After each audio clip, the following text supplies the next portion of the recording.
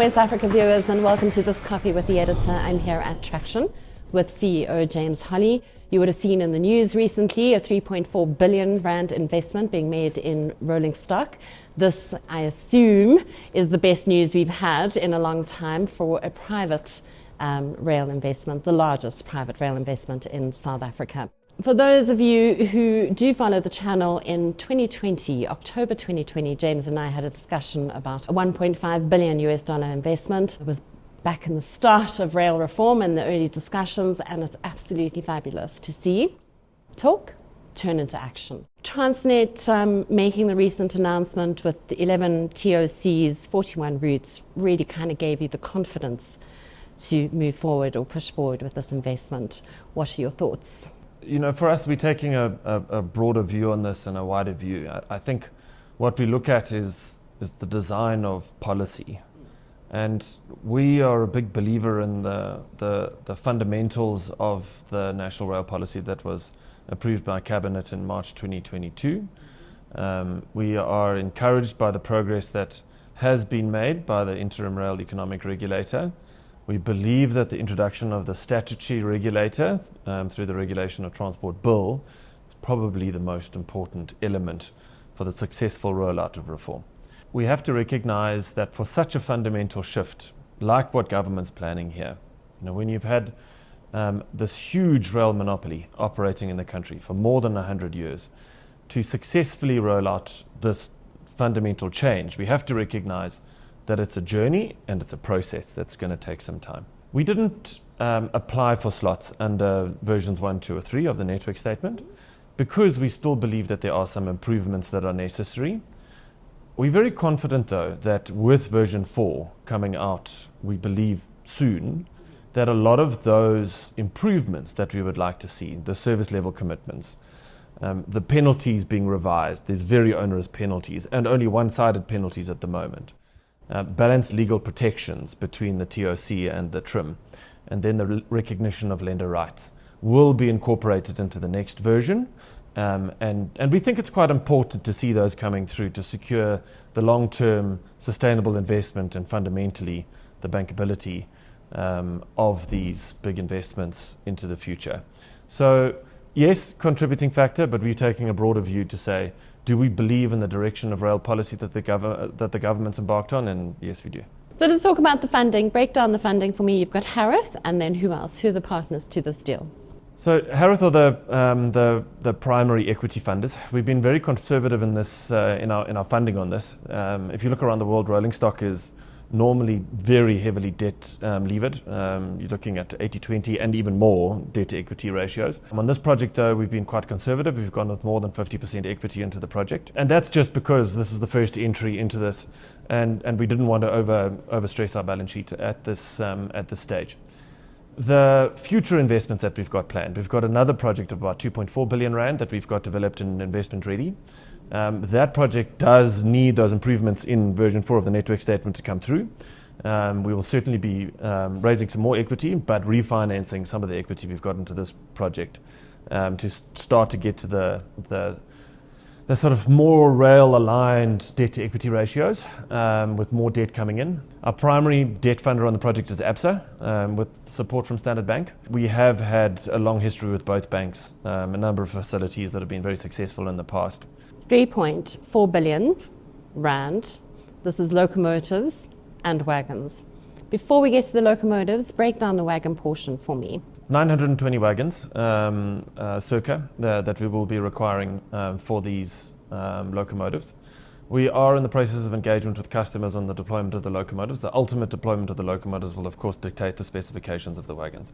I believe that the wagons are going to be bulk hopper type wagons. I think those bulk services in the country are those services that are the most commercially viable at this stage, given the network conditions that do need upliftment. We have done a lot of price benchmarking of wagon manufacturers domestically and around the world, and I think the really good news is that the South African wagon manufacturers are globally competitive on price. We've also acquired wagons from South African manufacturers in the past, and we also maintain wagons on behalf of third parties that have been acquired from supplied by South African manufacturers, and the quality of those wagons is also absolutely outstanding. So, when you've got cost-effective pricing from the South African manufacturers, and when you've got good quality, and then most importantly, you've got your supplier domestically based, which enables the management of the procurement program, enables the quality control during the manufacturing time, and then any warranty management much more effective. Of course,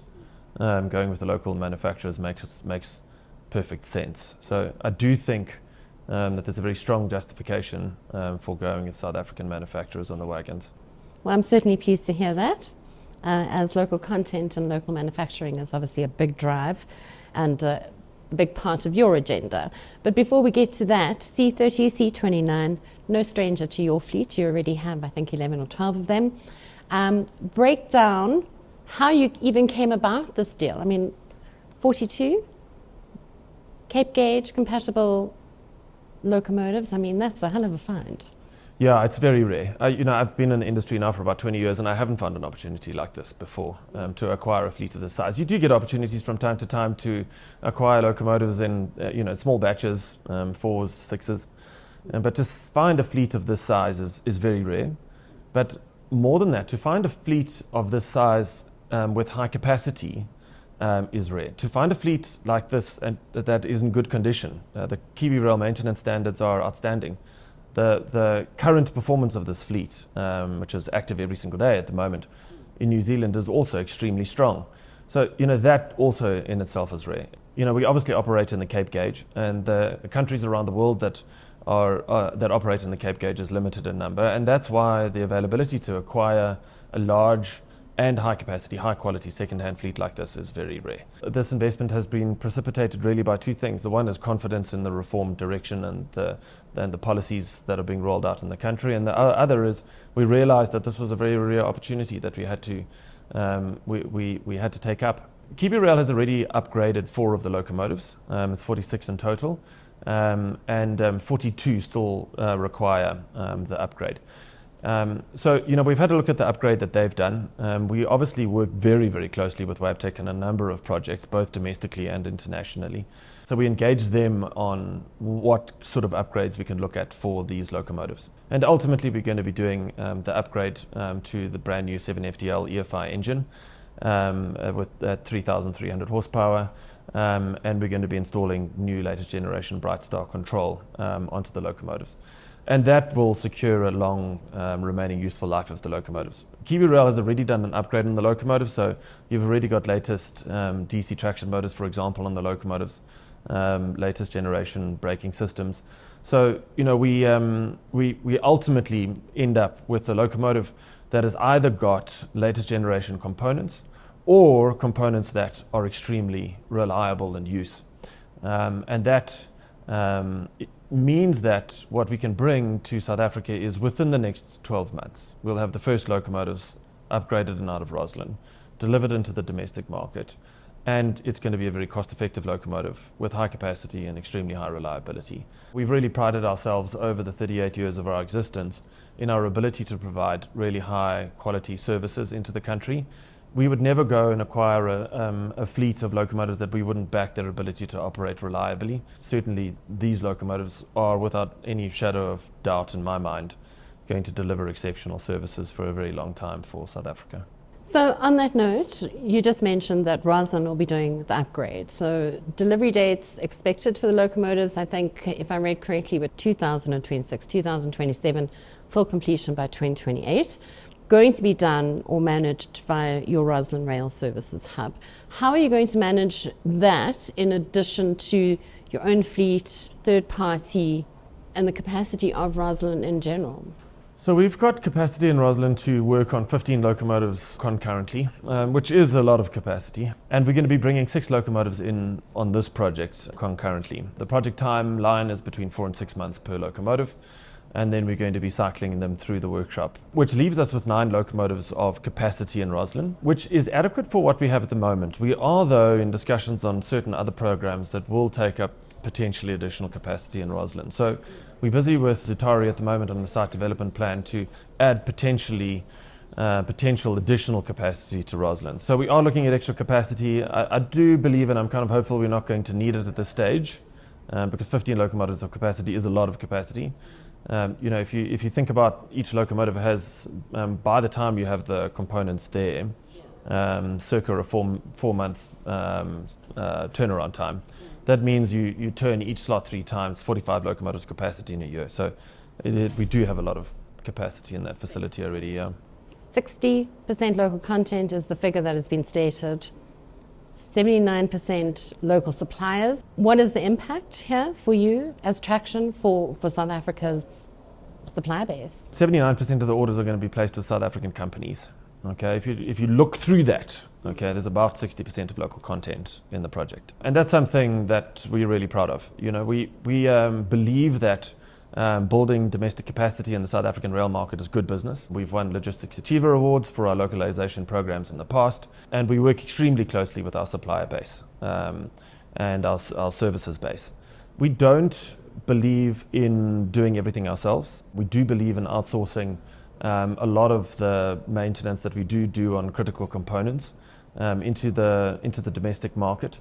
We believe that's good business because to have specialist service providers providing those types of services, especially when we rely on their and believe in and trust in the quality that they can provide, means that we don't have to add that fixed cost base into our business. So we think it's good business. This program is going to result in about 207 million rand of procurement into the South African downstream market, in addition to the circa 1.6 billion rand of wagon procurement. Wagons, obviously, I've already said, is extremely cost effective locally. The vast majority of the wagons are also domestic content, and that means that there's big procurement coming into the South African market. We're going to be employing 662 people in Traxtion in order to successfully deliver this project, and most of those people are going to be trained through our training centre. And then, of course, you've got to look at the upstream market. And at the end of the day, what is rail reform for? It's to unlock this critical bottleneck to growth. Railways are a network industry. Economies stand off on the back of network industries. If you look around the world at the really successful economies, those are economies that have got the benefit of extremely cost-effective and competitive network industries. And that's the whole intention of this reform. We've engaged with our customers to see what is the multiplier effect in terms of employment upstream. And it's about 5 times. So if we're employing 662 people, it's about 5 times upstream. And that then you also have to factor in how many jobs are being created for the manufacturing of the wagons and the servicing of these components. And remember, you don't service these components once. You service the components for the next 20 to 30 years.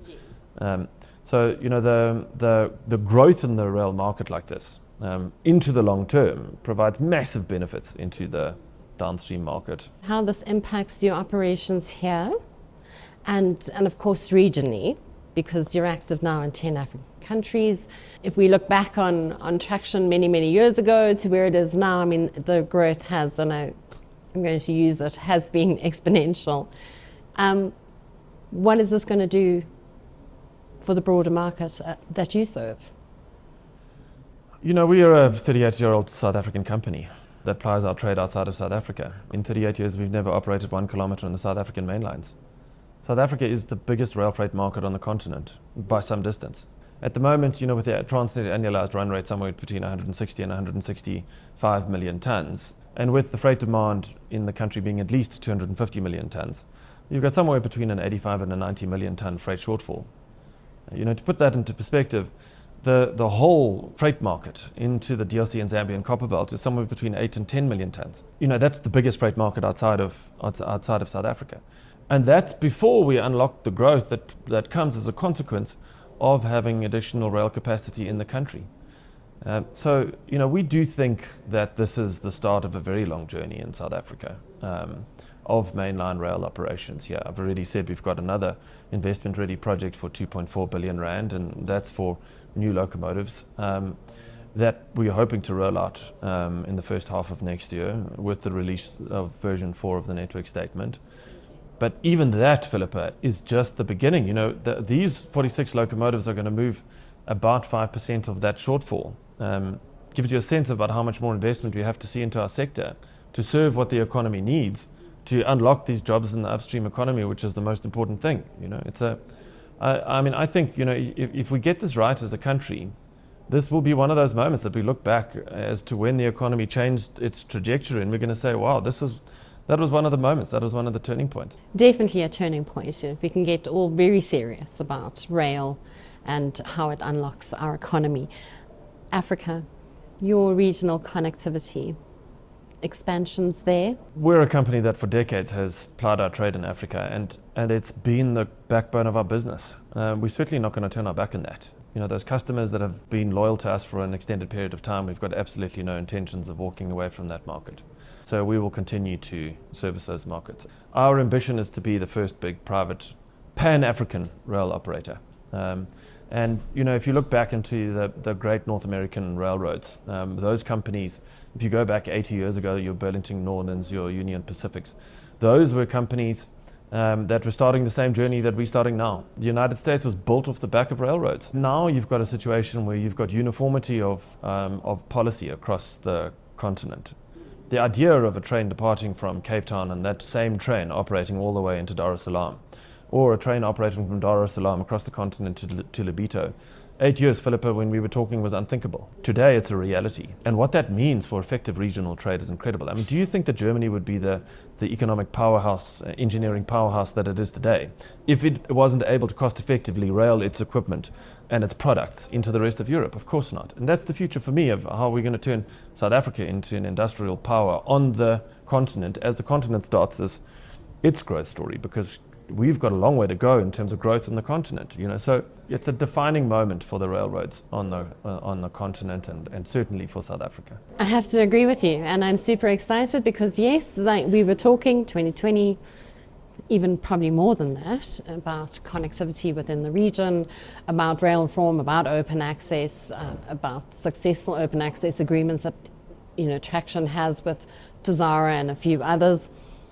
It's been done, it can be done, and I think we're now on that precipice where we'll see it really rolling out and the positive impact that has for our own economy here in South Africa, but certainly for the continent. I want your industry view. Where to next? What do we need to focus on? I think we've got to focus on version 4 and the improvements we'd like to see in version 4 as a company, and look, I think as an industry. And then the PSPs, the rollout of the private sector participation projects that are currently in development by the PSP unit and by the Department of Transport with the support of Transnet. I think it's widely acknowledged and accepted that our network is now in poor condition. And without an underlying and physical rail infrastructure that enables us to run trains efficiently, you are fundamentally constrained in your ability to roll out significant investment into railways. In the context of a constrained Transnet balance sheet, and in the context of a national fiscus that has heavily competing demands for its funds, the policy of government is to look at these PSPs to unlock the improvement of the physical infrastructure and introduce the new technologies, the new signaling technologies, the new train scheduling tools that are going to be able to reduce transit times and really translate investment into trains into cost-effective logistics. The two big moments that I think we're going to see next year is the release of the first big requests for proposals for these long-term concessions to uplift the condition of the infrastructure. Because if those come out right, then the future's great. If the next version of the network statement comes out with the improvements that we need to see, again, it's a big trigger for the next phase of advancement. But the two have to be hand in glove. You can't have one without the other. They both need to come in together. And then there's an extremely bright future for the South African economy and for Transnet, because at the end of the day, railroads have always been about doing more with less. It's about invoicing your train more often. If you can go from 6 trains to 8 trains in a month, that's a 1/3 jump in your revenue. And that's really how you unlock railway businesses. And it's that efficiency that will be enormously advantageous, I believe, to Transnet as well. So, I think we've got to watch for those, Phillippa. If those are right, then we're in a good place. On that note, James, thank you very much. It is amazing to see talk become action. It's something we often hear when we attend all of these conferences where we go, we're talking about the same thing, we're not seeing the delivery. So it's well done. Congratulations. Thanks. Rail reform without investment means nothing. Yeah?